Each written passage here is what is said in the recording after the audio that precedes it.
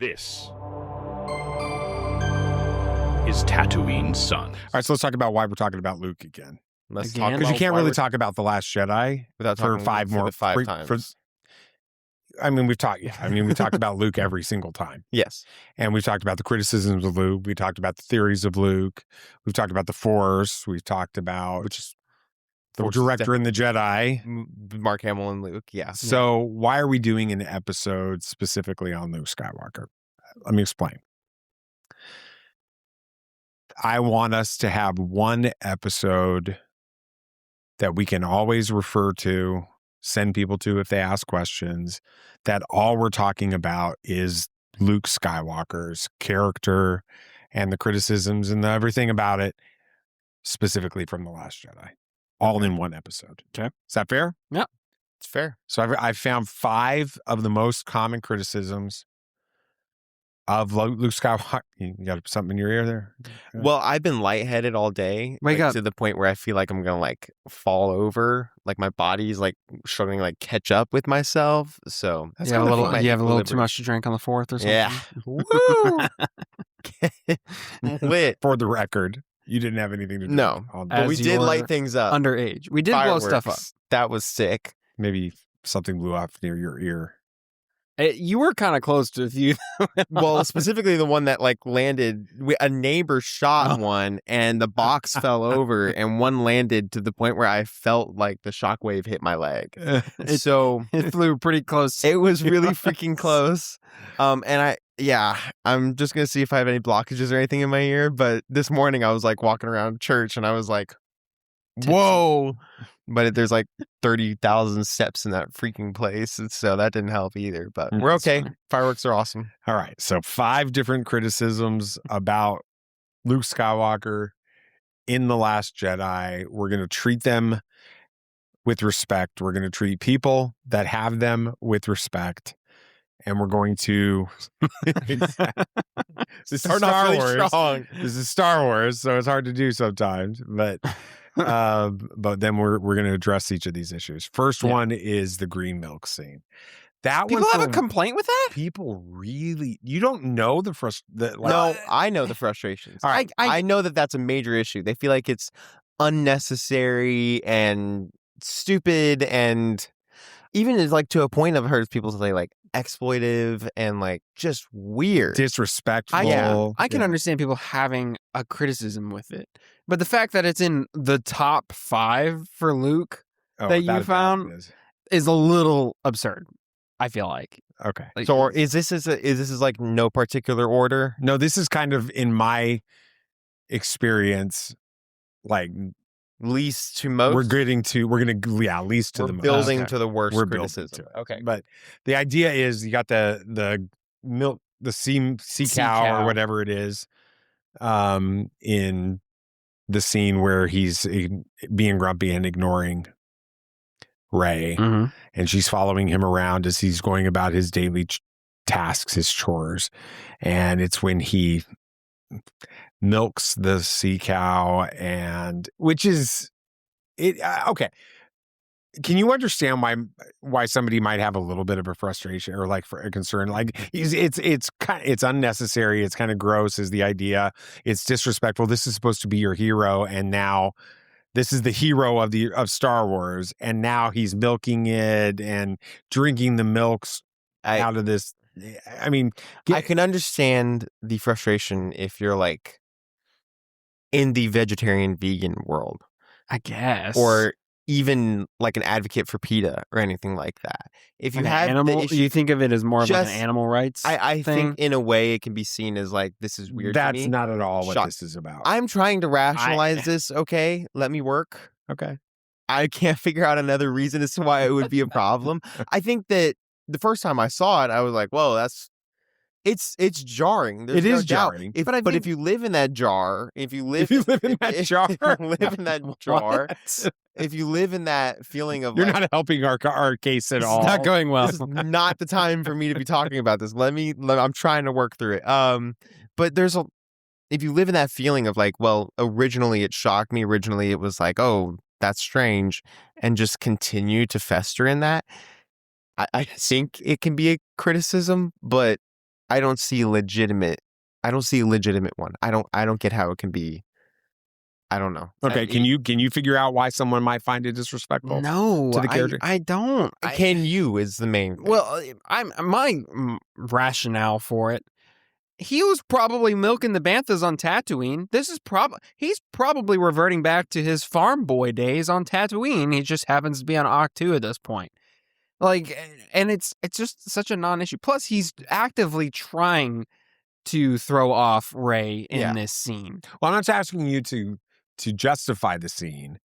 I'm asking you to try to understand why someone would have a problem with the scene. I think it's less about the scene then, or that specific shot in the scene, and it's more of that whole sequence and what it is doing for the character of him brushing off Rey, acting like this grumpy old man, actively trying to gross her out or make her uncomfortable or whatever. And I can see how, like we've said, if you have a vision of what Luke is supposed to be here, this doesn't match the grand war hero master Jedi thing that the galaxy's been put up. This is an old man who just went to a cow and started milking it and drank it for breakfast or whatever. And so I think it's less. I think the scene itself, sure, it's off-putting in its content, but I don't think that alone is why people have a problem with it. I think it's, like I said, it's a symptom of the way Luke was behaving throughout that whole sequence that throws people off, and they just target that moment. It is everything they don't like about this Luke Skywalker in one visual. I think that's where I think you're on to the right thing. Yeah. But it's everything. I mean, think about this it's gross. It's I mean, really, I mean, how often have we seen something like this in Star Wars? I mean, it's like, I mean, you've got a teat, and he's basically, squirting milk out of a teat on Star Wars. And then he's, he does the whole thing where he drinks some of it out of the bottle and it's drooling down his beard. And it's one of my favorite gifts. I use it all the time. But he's just like pissing people off. I do. But you understand, I mean, I think that's why that moment really is the perfect visual for everything they It encapsulates it. It is the perfect visual for everything they made about this movie. I guess when you take it a step back and you say you haven't seen something like this in Star Wars, yeah, I can understand that. I guess to me it just didn't feel that weird because I don't know. I don't it's think natural. That, I don't think it's that weird to think about. Like, I can't believe we're talking about this in such detail on the podcast. But here we are. I don't think it's that weird to show milking something. Like it's a normal thing. Yeah, where do you think milk comes from? I don't know. I get it from a perspective of what you said. It encapsulates everything that they don't like about it. And due to the not extreme nature of it, but the very off-putting nature of it, it just heightens the perception of that scene and everything wrong with it. I would guess that's probably where it's going, or where people have a problem with it. I just think it's such a non-issue. But it isn't a non-issue. I get it. For most people, sure. Obviously, it's a complaint. We've got it as number 5 in the top 5 things that people don't like about Luke in this movie. It's just it's hard for me to find a way to be upset about it. And that's, I mean, of course I'm going to have a biased opinion towards the movie. It's going to be hard for me to rationalize it regardless. But it just, of all the things you could have and complain about, him milking a cow for some milk in the morning, just, I don't know. Like I said, I think if you take a step back and you realize he was a farm boy on Tatooine, he probably did stuff like this. There's nothing new to him. Granted, we weren't shown it, so I'll give you that. But if you think about it from an in-lore perspective, it doesn't feel that weird for Luke to be someone who would do something like this. It doesn't. Maybe the way he's doing it, sure. Let me try to frame it differently for you. As we record this, it's July 5th. It's the day after the 250th birthday. The semi-quincentennial. You really like using that. It's a big word. It's a very fun word. Semi-quincentennial of the United States. Mm-hmm. It's the signing of the Declaration of Independence. All of that. What if somebody decided to make... There was a movie that came out this weekend called Young Washington. And what if they used AI to make a milk cow? No. What if they had like George Washington after the signing of the Declaration of Independence, just like walking around squirting milk out of a teat? I'm serious. I mean, this do you understand? I mean, I'm laughing at the absurdity of the conversation we're having, so you mean recorded he's forever like in a walking around podcast. town and just has he's just like, but do you understand? I mean, this is the way it feels for some. Well, no, because I'm trying to help you see I get what that, I experienced when I'm trying to have these conversations. I wouldn't have an issue with it. Well, I think you said, was he just going around town milking cows in this case? No, I think it's got to be under context. Say he moved to a farm and we saw him going about his daily farm chores, and one of those daily farm chores was to milk a cow. Yeah, I don't think anyone would be like, I can't believe George Washington, if he lived on a farm, would milk a cow after winning the Revolutionary War. No, that seems to fit just fine if he lived on a farm and was doing the chores for himself. Like, I don't know. I think if it were in a different context, sure. If he was just walking down random planet's market and there was an animal that you could milk and you just walked up to it and started milking it, that would be weird. Yeah. But he lived on this island. He's going about his daily trip. We see him catch fish. Is that weird? No. Yes. We haven't seen fishing before in Star Wars, to my recollection. Why do you have a problem with this? I mean, I know it's a teat and milking or whatever, but if you think about it from farm chores perspective, this doesn't seem weird to me. Like, I don't know. Maybe I'm in a hostile mood or something today, but I can't make it make sense. Well, here's what I'd say. I'd say when you make it literally just about something as simple as milking for part of his daily chores, it doesn't create a problem. But when you pull it back, and what I'm trying to do with the George Washington thing is help you see this perspective. People have spent, before this moment, right? They had spent, 30 years? Yeah. 34 years, whatever, waiting to see the hero Jedi Master Luke Skywalker. And and they didn't get it in The Force Awakens. We talked about that, right? Mm-hmm. JJ opened up that mystery box and just left it there, right? So they didn't, I think he wimped out, honestly. I think he wimped out. I think he was scared to do it. And that's my personal opinion. I think that he's like, I'm going to let Ryan deal with the Luke Skywalker stuff because, anyway. And they get this moment and their first real exposure to Luke Skywalker in their mind has a visual of him milking the teat of a sea cow and drinking the milk and spitting it out on the side of his beard and all of this. That's the context that so many people see that moment. Okay. Well, I can sort of understand that in that context. I can see how you would have a problem with that. Like I said earlier, I think it's the context of the whole scene, right? I completely understand that. But again, you put Luke into that context. Take Superman, for example. Okay. Take Clark Kent on his farm, milking a cow. Do we have an issue with that? It's not the same, Nate. It's not somebody waiting 34 years to see their hero, and they're waiting, and they get him milking a sea cow and drinking the milk straight out of the bottle. So that's the way they view it. And so I'm trying to help you guys understand the way that people that don't like The Last Jedi see this moment. But wait another 2 hours and suddenly you have Luke doing all the cool Luke stuff. But then that also goes back to presentation matters, context matters, right? Yeah. And that's not, those people that had a problem with that moment that we're talking about, they never got to the end mentally. They're stuck in that moment. This is their hero. They're in that jar. They're in that jar. I want us. I'm really. I mean, okay. Hold on. Let me say this. I'm going to be a dad for a second.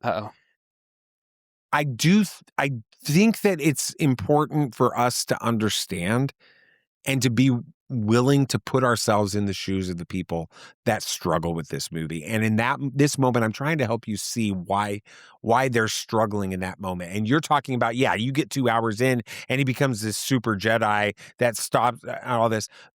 But they never get to that moment because they're still just so taken aback by what they saw, what they feel like is because that's not what they expected from Luke Skywalker. Counter argument. Okay. Book of Boba Fett. You get him doing the right like a bantha thing. Yeah. In like the early episodes. This is not the Boba Fett that we had gotten in Empire Strikes Back. We expected. Right? And guess what? I by the end of that show, when he's cool again, I'm okay with it. Because I was able to wait a little bit. Now, granted, I wasn't waiting 30 years. I wasn't around when the original trilogy came out. I get it. But I had been a Boba Fett fan since the first second I saw him in the original trilogy. I loved the dude. So you can imagine I was a little bit like on those early episodes, a little hesitant. Because we weren't getting Boba Fett stuff. And then by the end, he's riding a Rancor and doing cool Boba Fett stuff. And I'm like, all right, we're good. It's a very similar situation, I think. Not the same, I get that. But I think that the large, broad strokes are the same there. And the way you got to come at it is just you got to trust the process. Because you've already gotten Boba Fett. By the time we get to the Book of Boba Fett season, you've already seen him as the nomad version in season 2 of The Mandalorian. You'd seen him wearing the distressed armor that he got back on Tython and kicking butt and doing all this amazing stuff. No, that's a good point. Then they remake the armor and he goes and he's helping kick butt on on Gideon's ship. And so you had already gotten some Boba Fett moments. That's a fair point. And so they don't get that Luke Skywalker moment at all. They're sitting there, they're anticipating it. They're sitting on pins and needles for 34 years. And you've got all the headcanon around Luke and all this other stuff. And their first I think it matters. And I think that's I don't think anybody could have expected the reaction to the Last Jedi that anybody got. I think it's fair to say that. And I think that this might be one of those things where looking at it from our side where we love this movie, we can say to somebody, that doesn't feel like Luke Skywalker. And that's not what, I mean, it's hard for them to handle. I understand how you can be frustrated with it. It's just, I think if you just take a step back for a minute and recontextualize stuff or think about the rest of the movie, it becomes a non-issue in my head. And maybe that's where Nathan and I are having this disconnect. It's just because it's like, sure, if you micro-focus on this thing and say, it's been 30 years and all I can see is this scene. Yeah, that would be very disappointing if that's all you got from Luke. But that's not all you got from Luke. So you have to contextualize it. If you're going to contextualize it in they've been waiting 30 years and now this is all they get, you have to add the rest of the context too of the rest of the movie. Yes, he's grumpy for like 90% of the movie. I get it. He goes and tries to burn down some books, and then Yoda does it anyway because it doesn't really matter, and that's the lesson. But you get the Luke that you want. Some of the greatest action we've ever seen a Jedi take up until this point. So if you're going to contextualize it in one way, contextualize it for all of it. And so if you just take your head out of that scene for a minute and get out of the jar, as Nathan would say, and watch the rest of the movie, it's not that big of a deal. And if you headcanon it in like the way I just did, where he was a farm boy on a Tatooine, he probably milked stuff then too, it becomes a little less weird, I feel like. I don't know. Maybe it's just I'm making too light of it because it's hard for us to feel that way. What I do know is we spent 21 minutes talking about Luke milking stuff. But I think that it's an important, and it's not about the milk. Right. That's what I'm trying to say. I'm saying that most of the frustration that people have with this version of Luke Skywalker is based on they went in with the expectations. No, not even. No, it's not. Yes, but no. And I think that you diminish it by just saying they went in with expectations and they can't do that. I think that they went in with 34 years of anticipation, and that felt disappointing. And so I'm not trying, we love this. I love The Last Jedi. I love Luke Skywalker. Absolutely. I also remember sitting there and going, whoa, what is that in that moment? I'm just saying I understand how that could cause some people to go so out, to be taken out of the movie so much that they never were able to get back into it and see what you guys saw at the end, and what we love about that movie so much. I think that, and I think it's fair to say I could understand how somebody could get frustrated. And all I'm saying, I understand that. And all I'm saying is I just want, as a word of advice for people, is to try to recontextualize the scene. Is all I'm offering as a way forward, maybe. Yeah. I mean, it's not like we're going to solve the Last Jedi problems on this series. And absolutely never expected to. No. But I do want people, I'm hoping that if somebody watched this, that they would, I don't want them feeling like we're just dismissing them as being stupid because they're frustrated. No, I can understand being frustrated. Absolutely. Like I just said, I was with Boba Fett and stuff. So I get it to a degree. I'm just trying to offer a way to maybe help that frustration. Okay. The next one that is a real frustration is Luke's death, the way that he died. It feels, I know that we think it's peace and purpose. It's what Leia says to Rey at the end. It's like this massive moment, but they're like, the argument is built around the idea that Luke is this grumpy guy 90% of the movie, using your own language with it. And then, so he does this really cool thing with the Force, I guess you can say that. I'm using their argument, right, at the end. But then he just dies.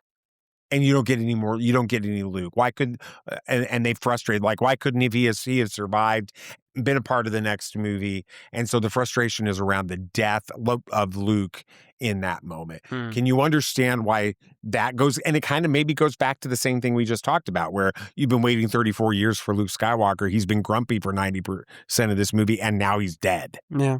With that, talk about kind of the way that you view the death of Luke Skywalker in this and why it works for you. Well, I think a lot of it, the reason why I'm able to look past some of that stuff is Luke wasn't like a huge deal character to me at the time, right? I liked Luke, I liked the movies and stuff, but he wasn't cooler. He just didn't. There wasn't a whole lot of personal connection with me, like that a lot of people would have going into this, especially if they grew up with the original trilogy and stuff or around that time. So, if you spend 90% of the movie waiting for something to happen and then it happens and then he dies and so you won't get any more of that, totally can understand some frustration there. And I think that is valid. What do you think about that, Nick? I totally get that. I understand the frustration about it. It's at any time it's hard to cope with if it's your favorite character, always hard to cope with the death of that. It's not an easy thing to do. It's hard to understand why that would happen. It's a fictional story. Why couldn't you just keep him alive? We don't need to be bringing death into all of this and all that kind of stuff. Understandable. The frustration is fair, and I can completely understand it. If Endgame spent 90% of the movie with Tony just being grumpy and not doing anything, the Tony that's refusing to help, right, was there the entire movie, and then at the end he grabs the gauntlet, snaps and dies, I would have probably been a little bit more angry. Well, let's just be honest. For more than about half of the movie, he's refusing. No. It's really, he comes it's not up, a very long part. He comes up with the time heist. He goes on the time heist with them. He's getting the stones. He's fighting in the end. It is really that segment where he's like I'm not going to have anything to do with this anymore is a pretty short. It's pretty small, a lot smaller than the portion of Last Jedi that Luke is refusing to help. So I feel like if there was less of Tony being it would willing to help, almost, it's kind of use your context. It would almost be like they did the time heist. They got all that stuff. You're getting all this battle with Thanos. Thanos basically is like, shows up again at the end, and Tony hasn't been around for any of that. And then suddenly he shows up to come and help save the day. And you're like, finally, he's here. Tony's back. And then he snaps and dies. Yeah, that would have pissed. I mean, yeah, it would have pissed me off if that had been the case. So contextualizing it that way, yeah, I get it. If Luke is your guy, like Iron Man was to me, that would put me off pretty hard. So I can appreciate the frustration there for sure. I think that for me, looking at this, it comes down to something that J.J. Abrams said to Mark Hamill while they were making The Force Awakens, right? Because Mark Hamill like pulled him aside and was like, can't we get a scene? You know, everybody throws this at Rian. I remember when Last Jedi came out and the whole hashtag missed opportunities thing came out, where literally Mark Hamill reshared a picture somebody made, a Photoshop picture of old Luke, old Han, old Leia, old Chewie in the Millennium Falcon with the hashtag, or they shared it and tagged him on it, and he retweeted it with the hashtag missed opportunities. Right. And it became something that was against Luke on it. Well, Han was already dead at this point.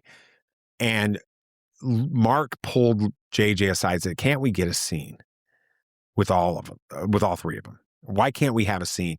And JJ pulled him aside and said flat out, Mark, this trilogy isn't about you. That's the difference between this and Endgame. Right. Because Endgame, I mean, that whole Infinity Saga was started with... It's about Cap and it's about Tony for the most part. Right. And Thor and right. You know, them. And then they're bringing, I guess, him back for Doomsday, which feels weird because I thought we moved past that. We're not sure. We're not sure, but it's... Anyway. But... Find out in a couple weeks with yes, the trailer. I would echo that. This, as hard as that would be, as hard of a pill as that is to swallow, you do have to remember that the sequel trilogy is not about the original three anymore. And with, you know, Luke, Leia, and Han. And as beloved as those characters are, and as much as you might like them, I love them too. That's not their story. Like, you can't just try to shoehorn in characters and make them the spotlight in a story that's not theirs. It's going to feel disingenuous to both the original characters and the new characters whose story you're trying to tell. And I can understand that disappointment. If you love the originals and you go into this hoping to get way more of that than you got, well, not everybody. There was a large segment of fandom that wanted Heir to the Empire. And as much as I can appreciate you enjoying that story and wanting an adaptation of that or a version of that, it's not what that was. So you know, you cannot.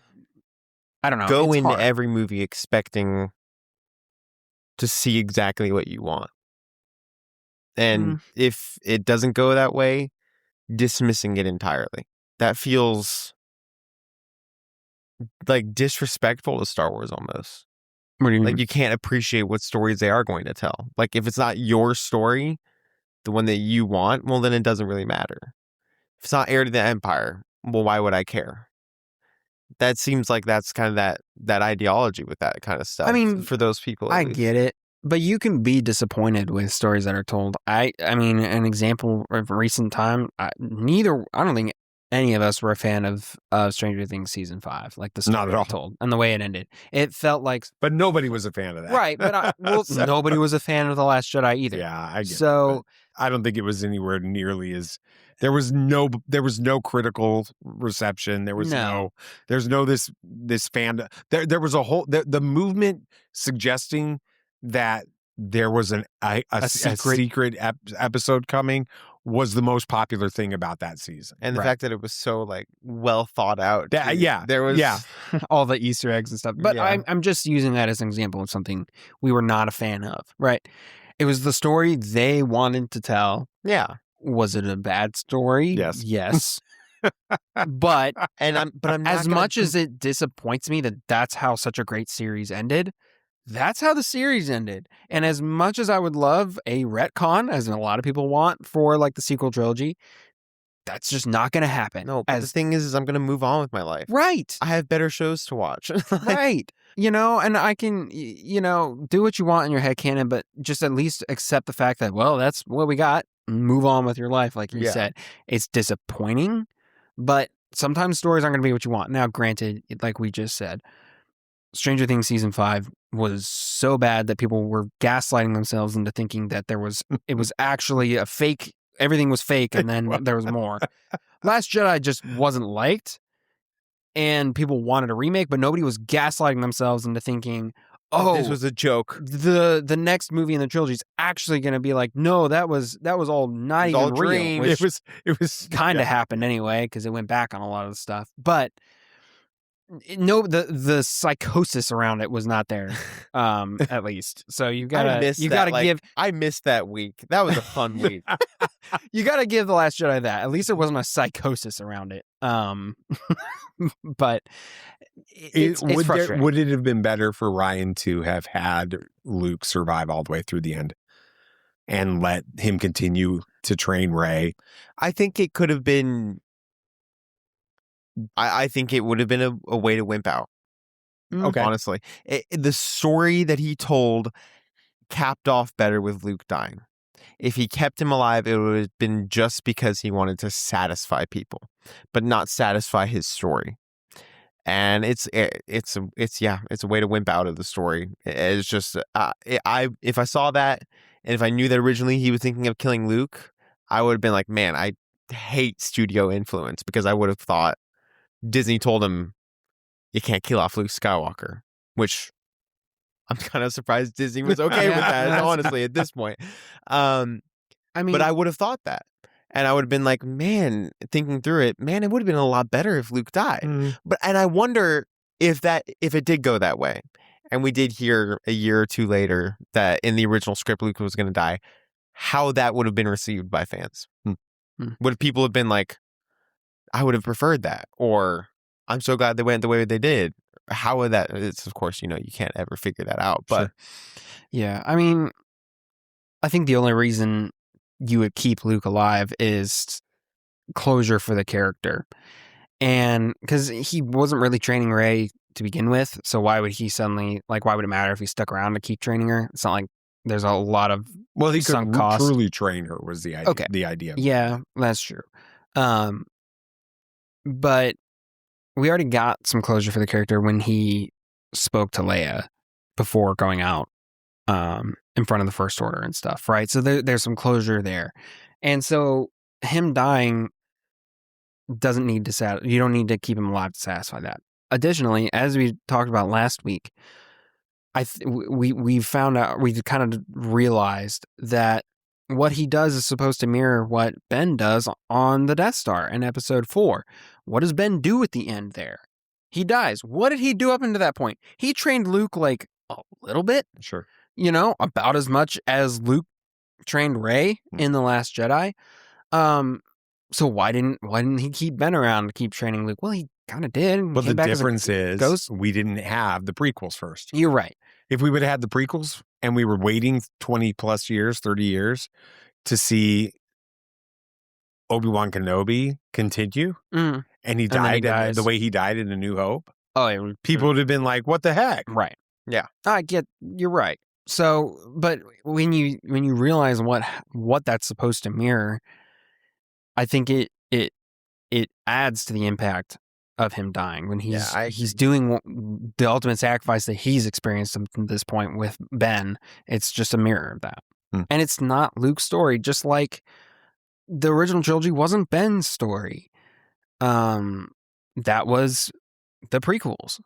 What was Luke's story? The original trilogy. It's like, as much as I can appreciate you wanting to see more of your favorite character, I get it. Totally understand, and that's a valid thing. But you got to sometimes remember that not everything can be about your favorite character all the time. That's just not how it works. Unless it's a series built around the character like Sherlock or something.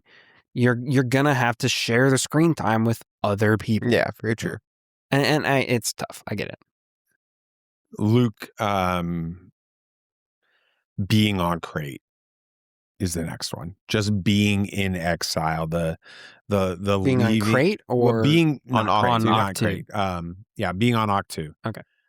Being there, having separated himself, having, the argument is Luke abandoned Leia, abandoned Han, abandoned the Republic, abandoned everything, because, he, and we'll talk about this one in a minute, but because of what happened with Ben, and the Jedi Academy, he basically failed, and then he disappeared and abandoned everything he stood for. That is the argument that people have for him being on Ahch-To. Mm-hmm. Now, we've talked about this, and I'm going to go ahead and set the table. I understand this, so this isn't part of your argument. Rian Johnson didn't put him on Ahch-To. Rian Johnson didn't have him, the entire first movie, be about him not being around and them having to find him. Yeah. That was not the choice that Rian made. That was the choice. That was the scenario Rian was faced with explaining in this movie. And we'll talk about the explanation that he gave, which was built off of The Force Awakens as well. But the argument is that's out of character for Luke Skywalker. Luke Skywalker in Empire is abandoning, turning his back on what Yoda and Ben, the Force Ghost and Ben, are telling him to do. He turns his back on his training because his friends are in need, and he leaves to go do them, to help save them. The whole thing with Tatooine at the beginning of Return of the Jedi is him going to save his friends, specifically Han. The end of Return of the Jedi is him, being willing to sacrifice himself, because to turn himself into the Empire, because it's risking his friends on the moon of Endor, because Vader senses his presence there, so he turns himself into Vader, and because he believes Vader can be redeemed. So that's who Luke is in canon. Right. Up until that's who we know Luke to be. Yeah. And the argument is the Luke we get in The Last Jedi is a Luke that's turned his back on everything that he was in the original trilogy. Thoughts on why people could see it that way? Maybe you can try to understand that. Isn't that kind of what he's doing? I think he's doing it out of a sense of trying to do the right thing. I don't think he's just trying to be a grumpy old man. Look at all the death that was caused by him thinking he can train the next generation of Jedi, right? And then that failure that came out of that. A lot of death and destruction happened from that. Then look how much death and destruction happened by people just trying to find him again. That was the entirety of The Force Awakens, roughly speaking, right? That was a large thing. So do you entirely blame him for being like, I'm just going to remove myself from the equation entirely? But that's not the perspective that these people have with that. They're not seeing him saying, there's a problem I'm solving by removing myself from the equation. That's the perspective that we have as fans of The Last Jedi. He's running away. They're like, he just gave up on everything. He failed. He said, screw it. I'm out of here. I'm just going to be some grumpy old guy to live on a planet the rest of my days. I don't want to have anything to do with this anymore. Okay. That's the perspective that they have. I don't know how we can speak on other people's perspectives. Well, I'm just telling you what it is. I understand that that's the perspective they have. That's not the perspective they were going for. You're looking for something. You are actively looking for something wrong there, which is guaranteed not the perspective or the reasoning that they were going for in The Last Jedi for why he was on Ahch-To. It's not even close to. The one that we are agreeing upon, the one that they bring to light in The Last Jedi, watch the movie that's right there, it's explicitly said he is trying to remove himself from the equation because he believes that is what the best thing to do is here. Not, I'm going to just give up. I don't want to do this anymore. I'm grumpy. This is, I'm running away kind of thing. That's not it at all. But if you're seeing that, I don't know how I don't know how anybody can help you see that that's not what they were going for. And you're just looking for an issue there. It feels like more than anything. You've got to be willing to change or to see a different perspective. You got to be willing to see the right perspective. Well, I'd be careful about saying it that way because I understand that we think that this is the objective opinion for the movie, and I do think it is based on what we're shown in the Ryan movie. explicitly say this too when he's discussing the movie as the reason Luke is on Ahch-To? Isn't it said in Director and the Jedi? I believe you're right. I would need to rewatch. So I think it makes the most sense both narratively and in terms of the character Luke we know. Yeah. So I think what you're trying to say here is that we can only tell you so much. You have to be willing to see a different perspective. I can understand how, at a first glance, especially if you're coming up fresh off the heels of him milking a cow, right? You're going to be immediately like, well, this is just a grumpy guy who just said, "Nuh-uh, I'm done. You guys have fun." And if you're coming at it with that perspective, I can understand how it looks like he just said, "Screw you guys. I'm going to do my own thing." So I get that. I get that. But again, you have to. And I think part of the problem is we're having to do this. We're having to we're having to try to understand that perspective when we just literally don't have that perspective. Well, and I mean, we're having to sit here and kind of, I guess some of what the points we're making and some of the information we're going off of is a little bit, I can't think of the word. It's buried a little bit in the narrative or something, or we're having to do more mental gymnastics or be more flexible or something. And we're having to explain it. So I can understand how maybe on a little bit more of a casual watch, or if you're going at it with the wrong kind of perspective, I think it's a knife's edge that you're having to walk almost as you're watching this movie, which is a risky move, obviously. So if one or too many things wrong, you're going to flip on one side and be like, I don't like it at all, right? Him milking a space cow, I'm done, right? And it's almost impossible to climb back up that cliff. Whereas we were watching it and we're like, this is awesome, love it. We're immediately on the other side of that knife's edge, and it's hard for us to jump back to the other side. So I think as difficult as it is, and as much mental gymnastics as we're having to do to go to that side of the argument, people have to be willing to do the same thing.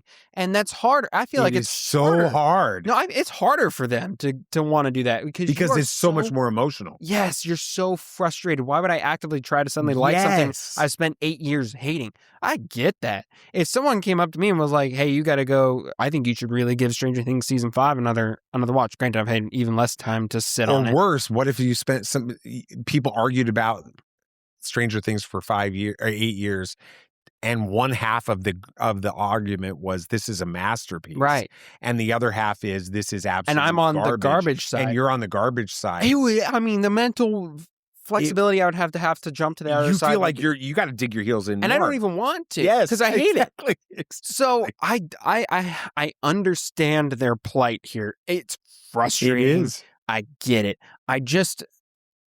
As nonsensical as it may be, what the arguments we're making, I implore you to try and see the other side of things because it is such a good movie. I get it. So I have to give credit where credit's due. It's hard. It's hard. And it's hard for us to figure out where you're coming from too, because we can't see it. You've been trying to say something. Yeah. Sorry. So a lot of what we're bringing up is you have that 30-year gap between that expecting this hero Luke to show up, this legend, and you're expecting it he's gotten even greater, I'm sure, over the 30 years we haven't seen him. It's the superhero powerful. leveling up thing. Superhero leveling up. We've seen this happen again recently in the pop culture media realm. You bring in the God of War series, one of the most overpowered characters in pop culture history. You spend 5 games with him in the early 2000s, late 90s, early 2000s, of him going through and just destroying the entire Greek pantheon, leveling up each time, the most powerful being in existence. You wait 18 years. Okay. And you get to the next God of War game expecting, oh my gosh, he's got to be, years. We don't know what happened. And he's moved to a new mythology. He's going to go crazy. And the first 2 hours of the game is you hunting with your son and chopping down trees. Not even kidding. That's it. It's interesting. And in the story, he's hiding from the gods and the mythology. Interesting. He doesn't want to interact with them. He doesn't want to be found because he has no desire to ever be put in a situation like that again. He's hiding. And then his wife, the only thing that was protecting him from the view of the gods, passes away. And his main goal is to still hide. This immensely powerful being. It won Game of Year that same year and is considered one of the greatest games of all time. Do some people really hate it?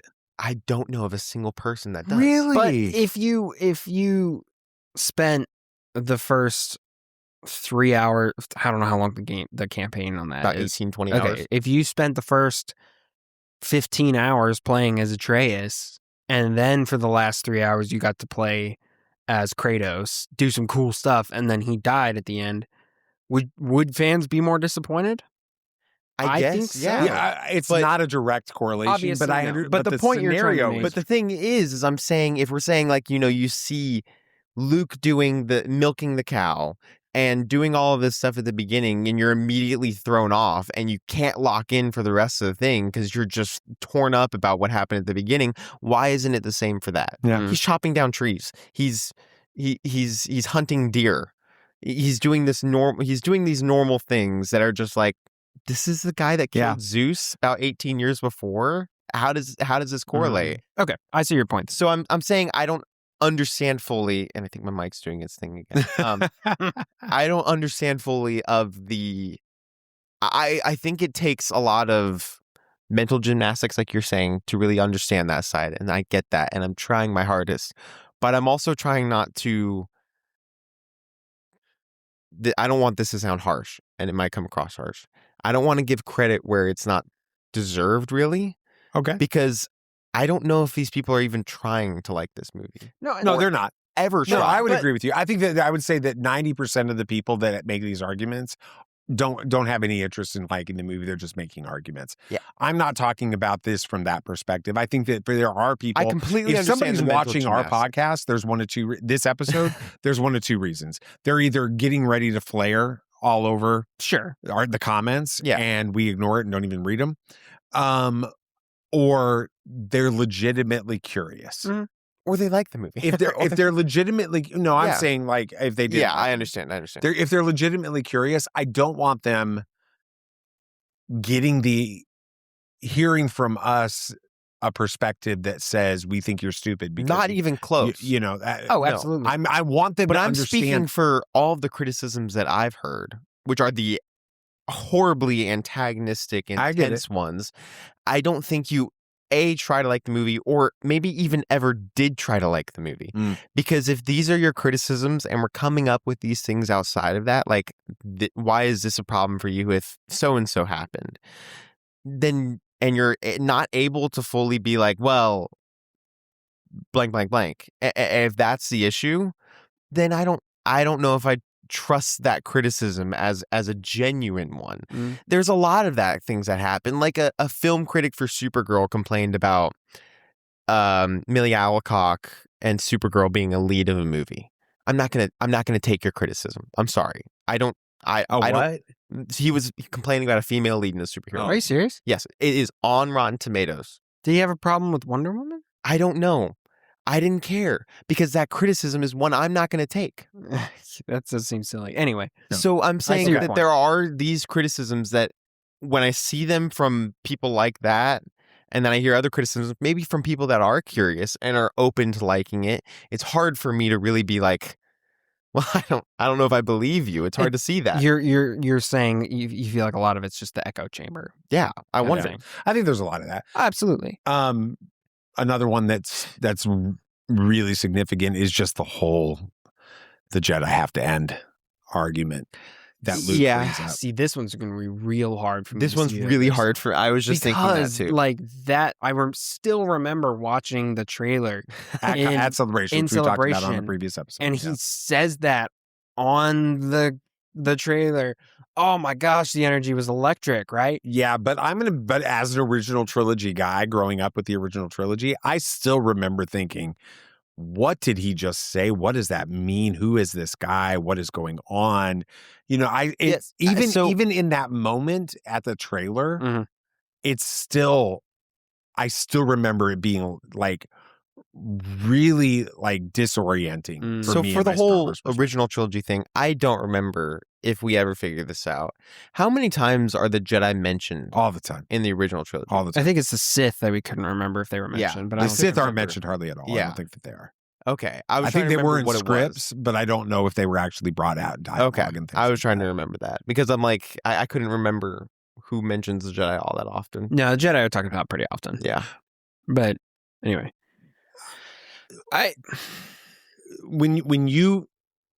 if you're a fan of Luke Skywalker and the mythology of the mythos of this idea of the Jedi, and Luke is going to restore the Jedi and all of those things.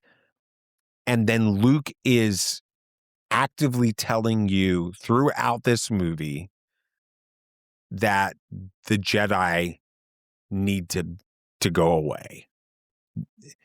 Can you see where someone that grew up with the original trilogy would really struggle with Luke Skywalker suddenly, you know, I am a Jedi like my father before me, turning into it's time for the Jedi to end? Well, I can understand how if you've grown up on the original trilogy, you're going to think, well, that's a shift. But I don't think it's impossible for people. I think he saw what the Jedi could be, or the version of the Jedi they have been, right, the and failures, how what it can lead to. It's going to cause more problems. The version of the Jedi that he was aware of is not sustainable, as obviously it wasn't. That's why the Republic fell. So I think, that's the mindset he's having to have. And I don't think it's impossible for people to change their opinion given new information. So, I mean, it's kind of a weak example, but this is just all I could think of. Like, personally, when AI was like a newer thing, I was using it all the time. I was pretty adamant. Like, I thought it was a great thing. I liked it. And then over the past few years, I've just seen more of the damage that it's doing. And so now I'm vehemently against very much against right? anything. But it ruins your day if you hear about it. It does. But I'm just using that as an example of, I was very for it. I saw what it can do, the problems that it can cause. And I think that I don't think it should be around anymore. At least the version that we have the AI now. Sure. I'm just saying, like, given new information, I don't think it's impossible for you to change your opinion. 100%. I agree with that. And I think that's just what Luke does here. Yeah. Now, does he talk about it pretty extremely? Yeah. Which can go to another thing of like bringing in the AI example. There are the trend that the AI stuff is going is undeniably poor. We are not going in the direction of the AI, but there are aspects of AI that can be used very well. Just the same as there are aspects of the Jedi and things that we can learn from them that can be still applied in a correct way. But the idea and where the Jedi were at in the prequels, original, and then what Luke knew them as, that ideology and that methodology of the Jedi needed to end and needed to die. Yeah. But it's not saying that all Jedi of all time, from now to the future, need to end. Or every aspect of being a Jedi is wrong. Yeah. Not every aspect of AI is right. Like there's AI that's being used to detect trends in medical data and stuff faster than a human could go for it. That's great. And I had somebody at church ask me, they're like, do you think AI will take your job? I'm a sound technician. And I was like, no, it can never take my job. Doesn't have the human ear. But I said, I'm not against or opposed to AI in sound consoles. Having a as a tool. Like, use. Hey, I'm hearing I'm hearing this in the house. Can you help me clean it up? And then it'll put in the EQ and put in the compressor where I need it to be. It's the difference between as just to help with speed. Yeah, it's interesting. I heard Jon Favreau during the build up to The Mandalorian and Grogu gave some interviews. I think at CinemaCon. Yeah. Where, Jon Favreau has always kind of been on the front edge of technology when it comes to. He did the volume and all of that. Well, the volume and a lot of CG stuff with Iron Man, but also like the Jungle Book and the Lion King and all of those things, which is really interesting because he did Elf completely practical. Like old school, like 1940s camera effects and stuff like that with it. And he's like, they asked him about AI and filmmaking and what's his position. He says, well, I think that the first thing is we got to be mature enough to have the conversation with knowing what we're talking about. And he's like, there's a difference between process AI and generative AI, 100%. Right? And so there's good things with process AI and generative AI you got to be careful with. Yeah. What he's saying. We've been using the term AI for years to describe like NPCs in video games and stuff, right? And that's not what this is about. But the point the point I'm making with both is when you say it's time for the Jedi to end, if you make that everything that was good about the Jedi and everything that was bad about the Jedi, it's all bad now, throw it out. That's the problem. Right. Yes, that's the point I was trying to make. And at the end of the movie, Luke is like, I'm not the last Jedi. Right. And so he's changed. And that goes also back to people change. Their perspectives change, those types of things. So now he's pro AI. Whoa. Hey, slow down here. The biggest thing is the number one criticism. Number one criticism is Ben. And he tried to kill. The argument is Luke Skywalker would never try to kill his nephew. He tried to kill his dad. Luke Skywalker didn't try to kill his nephew. He never tried to kill his nephew. He was gonna. What do you mean? It's a Rashomon sequence. You've got three different. You're not what? You've got. This is a Kurosawa. Rashomon is a movie. Yeah, that Kurosawa made, where you see three different perspectives in the movie. The same sequence. It's hoodwinked. Thank you. Freaking movie. Gotta go to Sam. Gosh darn. Gotta go to Sam. I found that DVD. We have it? We still have it. Good. Save that. That's anyway, going to be a relic. So the idea is a Rashomon sequence. It's this movie where you see this event happening from three different perspectives, which and the telling's a little bit different. It's different in each one. In this movie, that moment is you have Luke's sanitized, I'm the good guy version that he tells. You have Ben's, I'm a bad guy. He's still not neither one of them are credible in the narrators. Neutral objective side. Neither one of them are being credible narrators. No. Yeah, but even in Luke's perspective, don't we see him still ignite the saber? Yeah, he ignites it. And then the third one, when Rey makes him tell the truth, is when he talks about he saw everything in him. See, the first time Luke kind of implies he was attacked. Yes, by Ben. In Kylo's version, Luke was trying to kill him. Was about to swing, right? Yeah. In the true version, Luke looks into into Ben and sees the darkness, and he has a reaction where the saber gets ignited. Then he pulls back, and he never tried to kill.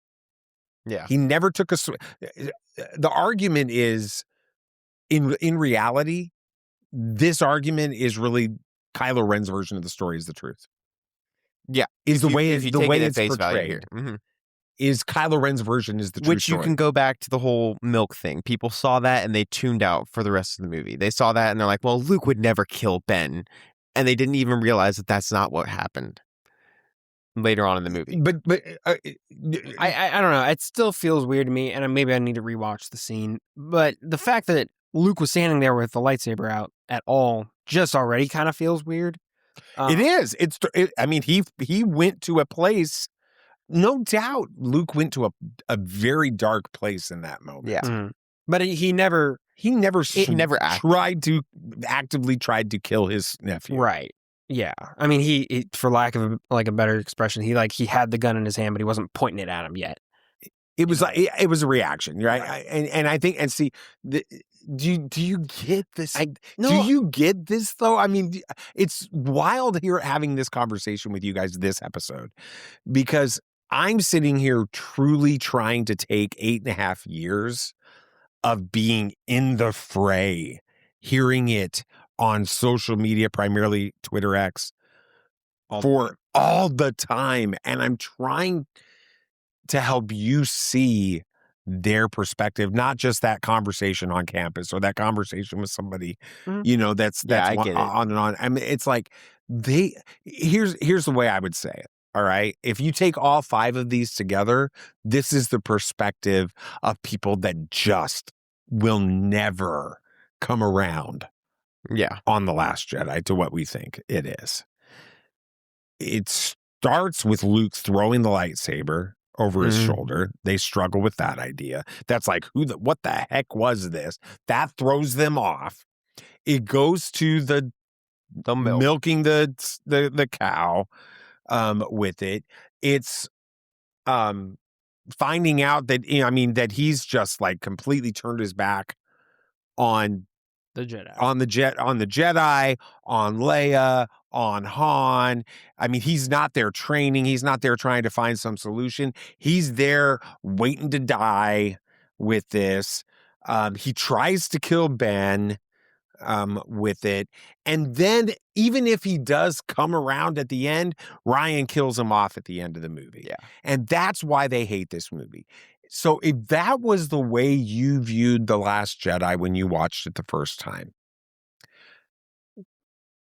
if that's the perspective that you walked out of that theater with, could you understand the people that are just like, man, this movie's just trash? Yeah, of course. But it's like, well, what if you didn't like, I don't know, what if you didn't like marinara sauce and then you were forced to eat spaghetti? It's like, well, sure, I'm not going to like it because I didn't like it to begin with. It's hard to contextualize it. If you don't like something, you don't like it. It is kind of, it feels like the point you're trying to make. So yes, of course, if I saw all those things the way that you described them, sure, I wouldn't like the movie, but that's not the movie. So it's hard because you've got to, like we said, you've got to look at it through a different lens. Yeah. And that's almost going to be near impossible to do now. You've spent 8 years looking at it through one kind of lens, and to completely reshape everything all of a sudden on a whim like that, that's not easy to do. Just like it's not easy for us to do it the other way. Yeah. So, I'm not going to sit here and it would take a lot for me to sit here and actively make myself hate The Last Jedi. Just like it's going to take a lot for someone to sit there and actively suddenly start liking and loving The Last Jedi. Yeah. But I think what it comes down to is, as we've tried to do here, we've tried to see where the frustrations can come from. And in looking at it through that lens, I do understand those criticisms. And I think we got lucky by not looking at this, not coming into that movie with that lens. I think we had a lot of things that lined up to where we didn't have that problem, and I'm grateful. I usually try to like most things. So I don't like it when I don't like something, if that makes any sense. So we got lucky there. But I can understand how for someone else they weren't as lucky, and that's tough. I think all we're hoping for out of this is that you can go back if for some reason you're feeling really adventurous one night. If you go back and watch The Last Jedi, all we really are asking is that you just go at it with a fresh set of eyes or something. Yeah. Or just try to see things for a different perspective, because it's worth enjoying. But I don't think anyone's expecting anyone to just suddenly change their tune in one night and suddenly be an advocate for The Last Jedi. That's just not reasonable. The Luke that I just described, which is the perspective of people that don't like this movie, I honestly think that that's kind of coming almost full circle on the series. I almost think that that's the perspective that Mark Hamill walked away when he read the script the first time. Yeah. The grumpy Luke? Yeah. The idea 100%. of all those negative things. 100%. When he read that script, and I think it's because Mark Hamill was waiting 34 years to be the superhero again. Yeah. And has every right to want to be that character. I don't blame him at all. With it. Just like I don't blame people for wanting to see like the crazy hero Luke. I get it. But when he read that script, he was like, I fundamentally disagree with this Luke. He sat in the jar. He sat in the jar. But the beautiful thing is when you do watch the Director and the Jedi, you can see. And when you watch the interviews that Mark and Ryan gave together, both during the press tour for The Last Jedi and during the tour they did a little mini tour for the Director and the Jedi when the Blu-ray came out. And you hear Mark talk about this. Mark's perspective was different on this. And so I would close out the whole series with kind of saying, you know, what you're saying is absolutely right. It's almost impossible for somebody that's spent 8.5 years in with one perspective and in a social media environment that feeds the perspective that you have. Right? You watch a video that reinforces that perspective and you like it and you comment on it, and then it sends 16 more your way that say the same thing. And you like those. And you like and you comment on that. And you get another 50 of those that are like that and posts about it. So now you think everybody on the planet has the same perspective. And you multiply that times 8.5 years, it's even harder. Oh, yeah. Okay. 100%. But if you can accept the possibility that there are people that did view this movie very differently from the very beginning and have viewed it that way, like we've talked about for 6 weeks now, and that there is ample evidence out there to suggest that Mark's perspective softened dramatically. I won't say it swung to where our perspective is, but it softened dramatically on this presentation of Luke. Then maybe that's a starting point for finding middle ground. Yeah, I can agree on this kind of conversation.